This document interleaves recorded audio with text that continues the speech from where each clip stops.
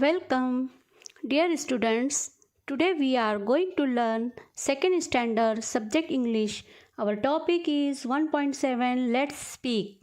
आओ बात करें. I want to. मुझे चाहिए. Text book page number 9.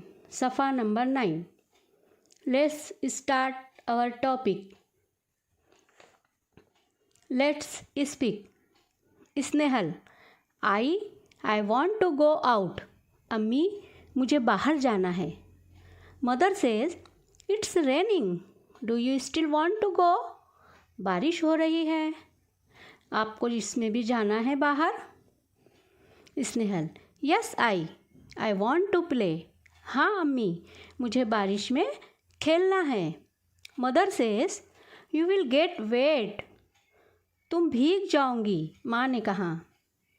Snehal says yes I but I want to enjoy the rain. Snehal ने कहा हाँ लेकिन मुझे बारिश में भीगने का लुत्फ़ लेना है. Mother says go ahead I will finish my work and join you. अम्मी ने कहा ठीक है तुम जाओ खेलने के लिए. मेरा काम होते ही मैं भी आती हूँ. Chintu says I want to play in the rain too. May I go. Chintu ने कहा अम्मी मुझे भी बारिश में खेलने जाना है. क्या मैं जा सकता हूँ. Mother says yes Chintu you may.